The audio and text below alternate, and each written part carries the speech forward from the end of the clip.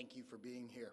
Joining me today, I'm John Donnelly, Chief of the District of Columbia Fire and EMS Department, and I'm representing the Unified Command Team that is operating today. I'm joined today by Deputy Mayor Lindsay Appiah, Metropolitan Police Department Assistant Chief Jeff Carroll, Clint Osborne, the Homeland Security and Emergency Management Agency Director for the District of Columbia, the Military District Washington, the Metropolitan Washington Airports Authority, and both their fire and police chiefs, the United States Coast Guard, the Maryland State Police, the Virginia Department of Emergency Management, and the Virginia State Police. And I'd like to thank all of them for being here as well. We are here at Reagan National Airport with our Unified Command Team, and we will provide an update on where recovery efforts stand. We'll also give more information about the cadence of updates from Unified Command going forward. I'm joined today by Terry Lyric from the Metropolitan Washington Airports Authority and the other members of the Unified Command Team. As we continue to learn more about the victims, we are sharing our prayers and condolences with the families of the loved ones and those who are lost in this tragedy. And I want to thank again our response teams for their heroic efforts over the past 30 or so hours, including the team on this site, as well as the teams that are supporting the families. This is heartbreaking work. The National Transportation Safety Board is leading the investigation into what happened, and they will be providing updates later this afternoon. We will not be talking about the investigation in this conference. So Terry Lyric from the Metropolitan Washington Airports Authority will now provide an update on airport operations, and then I will update you on the activities since our last briefing and the activities over the next operational period. Thank you, Chief. Again, my name is Terry Lyric. I'm the Vice President Airport Manager of Reagan National Airport. Just kind of wanted to give an update on where we stand. As we know, the airport is open and operating. We are in a reduced capacity and a reduced arrival rate due to the proximity of the recovery site. We do have 2 of our 3 runways that are closed. So as always, we do want to encourage passengers to reach out to their airlines for any potential flight delays. Typically, a full schedule here at National Airport would encompass about 800 flights a day using those 3 runways. We've had several, obviously, cancellations yesterday. Airlines are resuming as much as possible normal operations. I think we have about 100 flights or so canceled today. I do want to just recognize a lot of the airport teams who work behind the scenes, and we are here to support and coordinate with the ongoing recovery efforts, as well as working with NTSB in their investigation. With that, I'll just turn over my remarks to the next speaker. Thank you.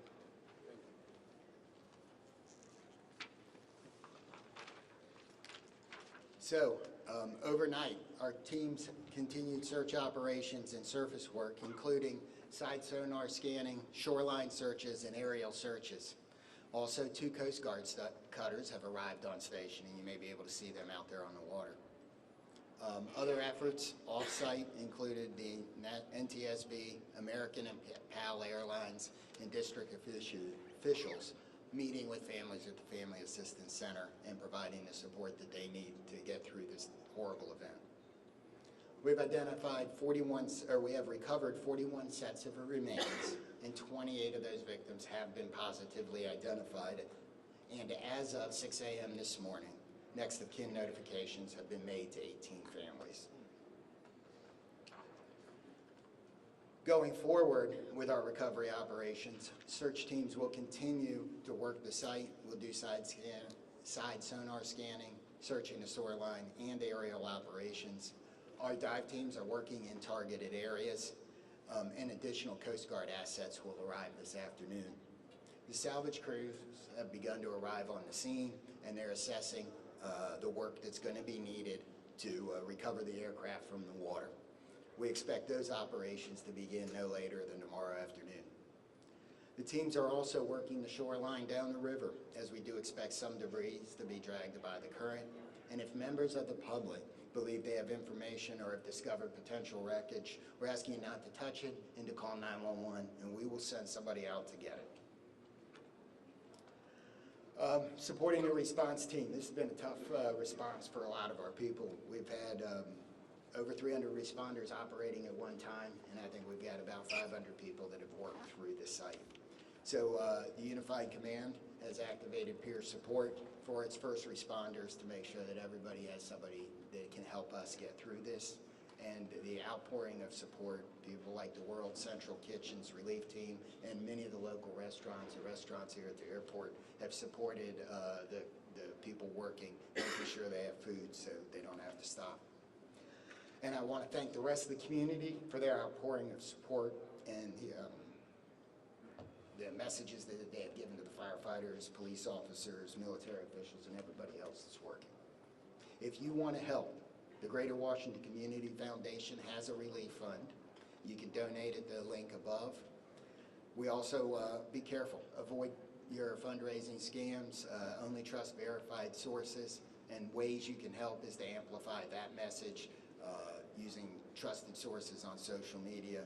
Exercise patience through the transition as this impacts the region. Things like the delays at the airport, people are going to need your grace.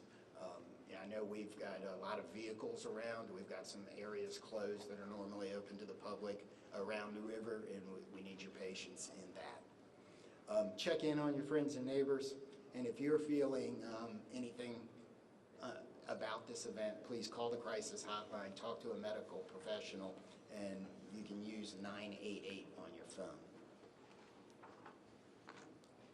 What do we got here? Is that the last one? So with that, we're going to be able to take a few questions. I'm going to start over here, and we'll work our way across. 1, 2, 3. Yes, sir. Hi, this is Campbell Roberts from the New York Times. Can any of you talk about the FAA's decision to restrict helicopter flights in and around National Airport?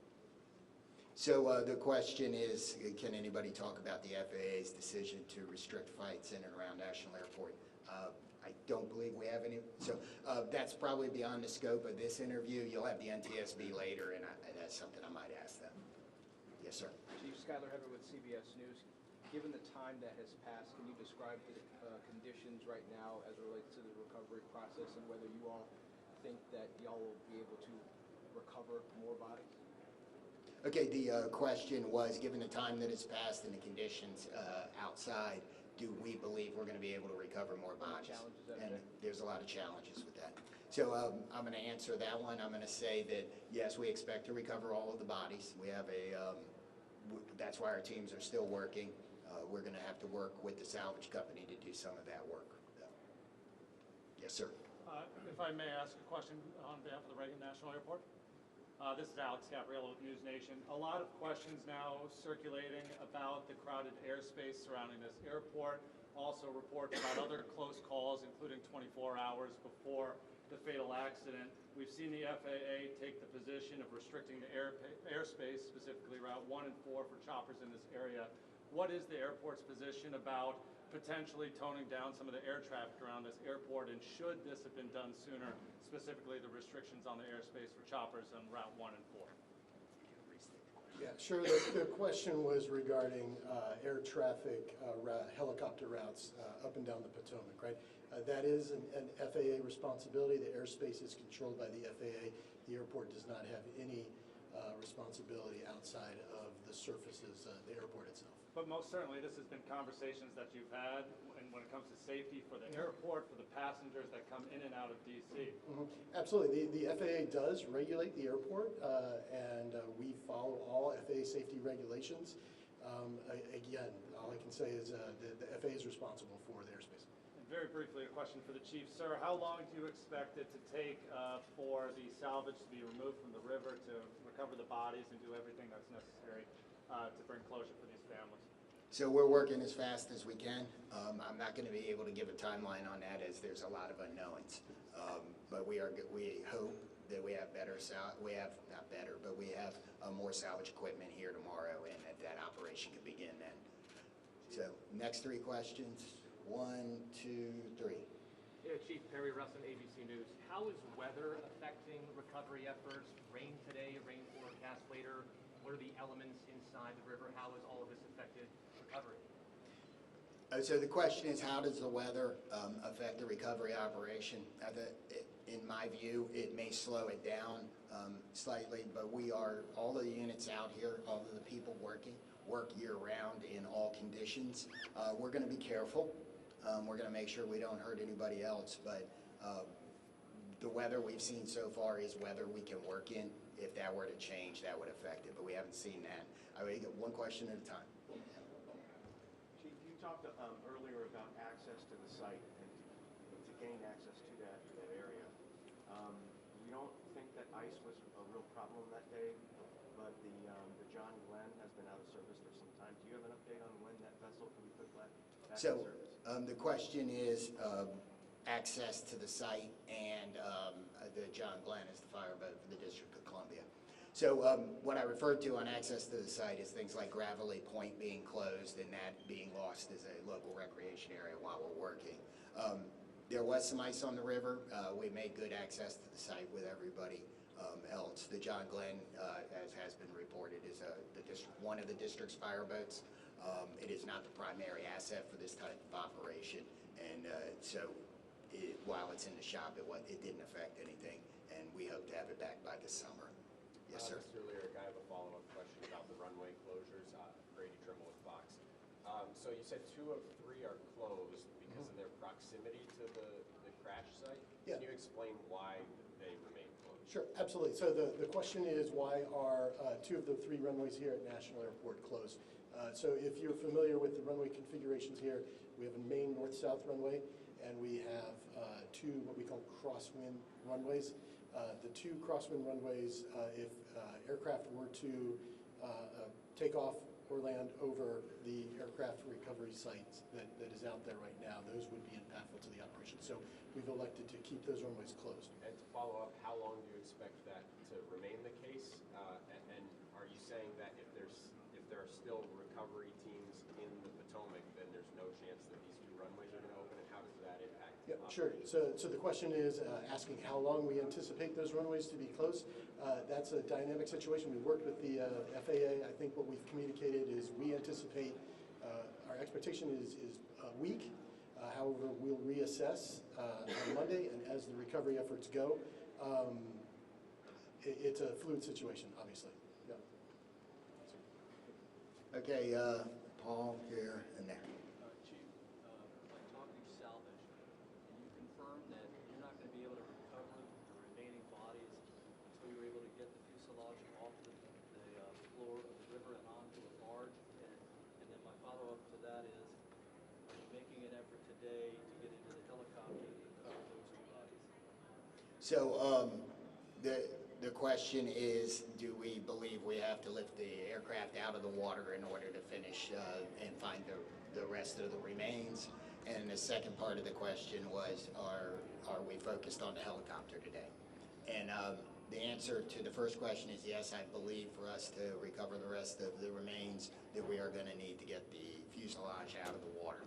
The second part of the question is yes, a lot of our operations, not all of them, but a lot of our operations today are focused on the helicopter. Yes, ma'am. Yeah, this question's for Mr. Lyric.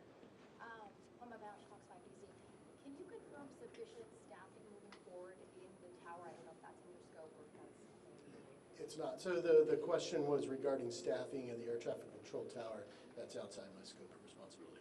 Chief Donnelly, can you talk a little bit about the toll this has taken on your teams, and specifically how many people still remain? I know on day 1 there were upwards of 300 mutual aid. Who's still out there? So, this is an incident where even if it doesn't affect you right now, it's probably going to affect you later. It'll be something that you think about. So in emergency services across the board, we have support teams. The National Capital Region, all of the departments do. So they've been activated. The International Association of Firefighters regional peer support team has been activated to help support. And the incident management team, as they rotate responders through the scene, are making sure that there are opportunities for them to get the assistance they need. I'm going to ask the Virginia State Police to talk about the peer support he's doing a little bit. I'm First Sergeant Blank with the State Police in Virginia. We are working with our partners. MWA is leading the support for the effort for peer support, but I'm here in support of that effort. And we have several regional partners that are contributing to that, including mental health professionals who are on site from ANOVA and from a nonprofit in the area that are providing support. The Virginia Law Enforcement Assistance Program is also planning to send support, and all of the most of the public safety agencies in the region are providing personnel to assist with that effort. Yes, ma'am. Marielle Harlan with DC News Now. I know that this is an unpleasant question for you, Chief, but we've been hearing reports from people that live along the river and potentially see the partial remains coming up on shore. People are seeing this. Is that anything you're hearing, or is that way keeping people away from some of these shore? So we're not keeping anybody away from the shoreline for any of those reasons. If we've closed off an area like Gravelly Point here, it's because we have emergency access vehicles coming in and out, and we need the access to the river. We have received some 911 calls about either debris or remains. I don't know that we've actually found any remains. We've certainly picked up debris from those 911 calls. So we're going to do 3 more and go 1, 2, and 3 in the back. Yes, sir. Thanks, Chief. Jonathan Kersley from Channel 9 Australia. This is a question for Terry. Terry, as Vice President and Manager of this airport, what concerns have you had specifically about the congested airspace, and have you ever raised those directly with the FAA? So again, the United States airspace is the safest in the world. Safety is one of our top priorities, and we continue to ensure that the airport is safe for operations. To follow up on that, it wasn't safe in this instance. There have been near misses here before. You would have been made aware of those as manager of this airport. Have you raised concerns with the FAA about the congested airspace around Washington's airport? Yeah, I can say again, we work with the FAA, we're regulated by the FAA, we comply with all FAA safety regulations. But that doesn't answer the question. Yes, sir. Can you talk about how much debris has been removed to Hangar 7? At some point, that operation be transitioned to a private company, the NTSB will hire, or will you guys actually put all the debris in the hangar? So that's an investigation question appropriate for NTSB this afternoon. We'll take 2 more. Yes, sir. Tom Reswick, Channel 7. I had a question for Terry as well. As far as the airport took a position against adding extra long-distance flights out of here, and one of the concerns was there's just too much already going on. Do you maintain those concerns because they're supposed to start in the next few months? Are you concerned about safety as those extra flights start? Yeah, thanks, Tom. So the question was regarding the additional slots to DCA. As you know, the slots are federally controlled, federally mandated, and we have to follow federal regulations. Are you still concerned about it? I mean, the airport authority was concerned at the time.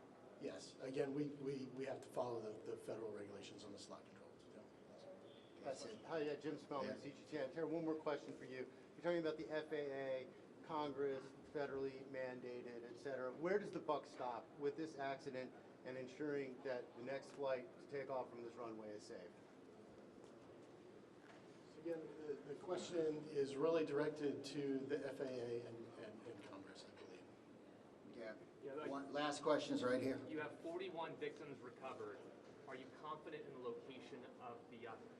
Where are they? Are you confident that you know where they are? So I think we know where they are. We won't know until we're done. I mean, we're going to continue the search operation, but we've searched a large portion of this river, and we are right there. So, I didn't read. So the question. Let me answer the question again, or let me restate the question. Sorry. The question was, are we confident we know where the other remains are, and that it couples with the question about removing the aircraft. I believe that when we remove the aircraft, that will help us resolve this number. If it doesn't, we will continue the search. Okay. That's the process. You take the salvage, the fuselage out. You're going to put it on just reiterate that process, what that looks like. Removing it, putting it on a barge, is that right? So some of that isn't decided yet. We'll have to see what the salvage team is doing once they get all of their equipment here.